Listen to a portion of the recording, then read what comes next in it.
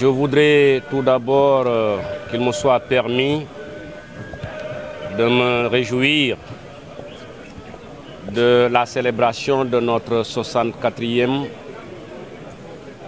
anniversaire de l'accession à la souveraineté internationale. Et ensuite, féliciter le colonel commandant de la zone militaire, de même que l'ensemble des forces de défense et de sécurité pour l'organisation impeccable de cette cérémonie de levée des couleurs. J'ai le plaisir à dire que je suis fier d'appartenir au Sénégal. Sénégal, certes, pays petit par la géographie, mais très grand par son peuple et très grand par son génie. Je voudrais par la suite, à l'occasion de ce 4 avril 2023, profiter de cette tribune pour adresser nos chaleureuses félicitations aux nouvelles autorités de notre pays. Féliciter Son Excellence, Monsieur le Président de la République, Bassirou Diomaye Faye, et lui rassurer qu'à l'échelon territorial, toutes les nouvelles politiques publiques qui seront définies seront exécutées avec engagement et avec détermination pour la satisfaction des préoccupations de nos populations. Je voudrais aussi me réjouir d'appartenir au Sénégal, comme je l'ai dit, ce peuple qui continue de marquer positivement l'ensemble de la communauté internationale par ses capacités à se positionner pour toujours éviter de faire basculer notre pays dans des crises ou dans des situations qui peuvent nous retarder. Vraiment, c'est un sentiment très profond et pour cela, nous devons tous être fiers d'être Sénégalais.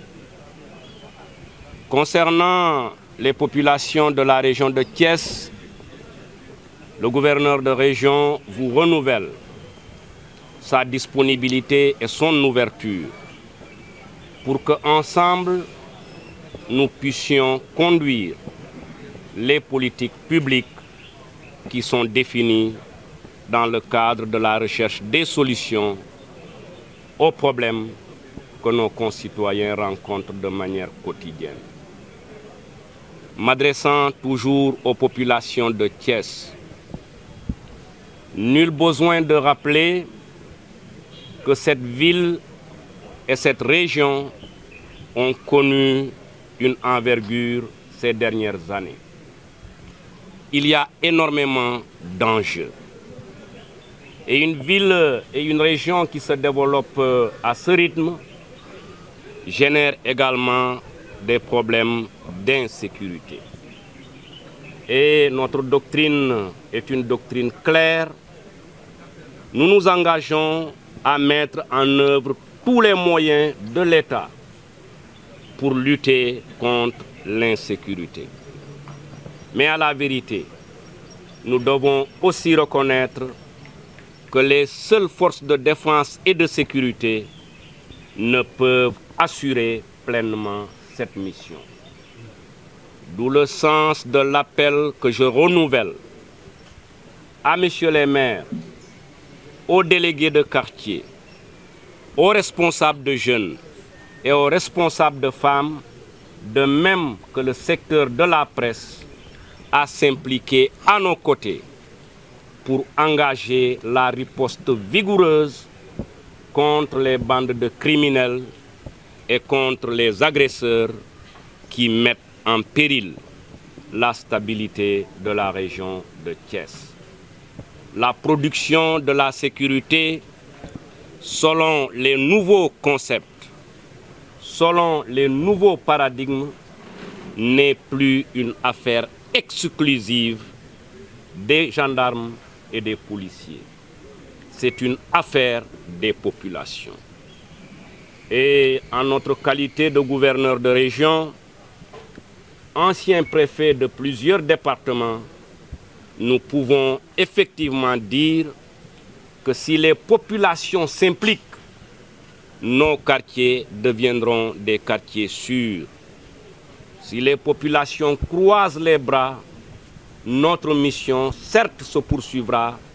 mais nous n'atteindrons pas les résultats. Donc, chère jeunesse de Thiès, à chaque fois qu'il a été question d'attendre votre contribution, vous l'avez pleinement apportée. À la suite des autorités, je voudrais vous lancer un appel sur 2 points. Engageons-nous à rendre belle,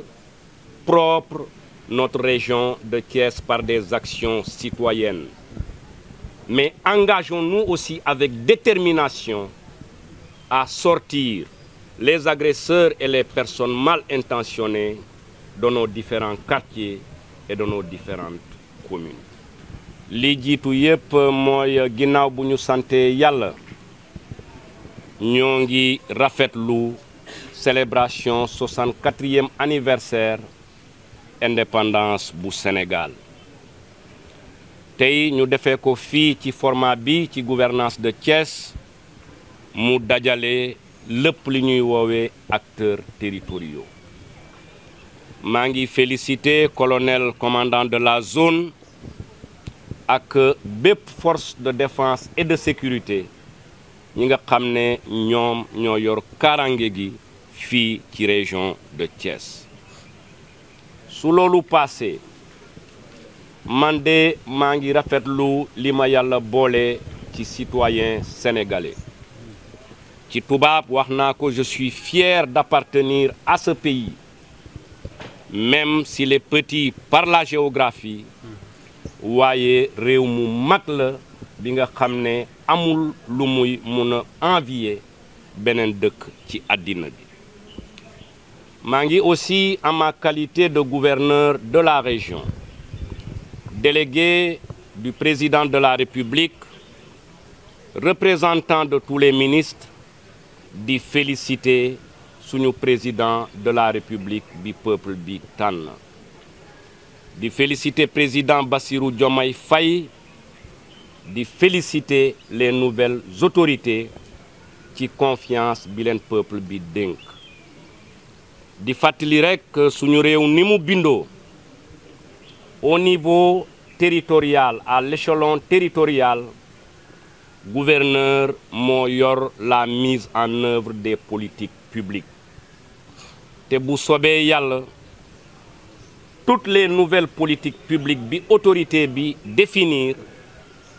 engagé wu nañu pour mettre ko en œuvre de la manière la plus responsable pour que ñu mun a saafara jafe-jafe sénégalais yi vraiment di sant yàlla ni mu ñu jàppale ñu génn ci li ñu romb tey ñoo ngi ni ci dal ci calme ak ci yégoo di célébrer suñu bés bu am solo bi li ci des pour wàllu Thiès région de Thiès ginnaaw bu ñu leen santé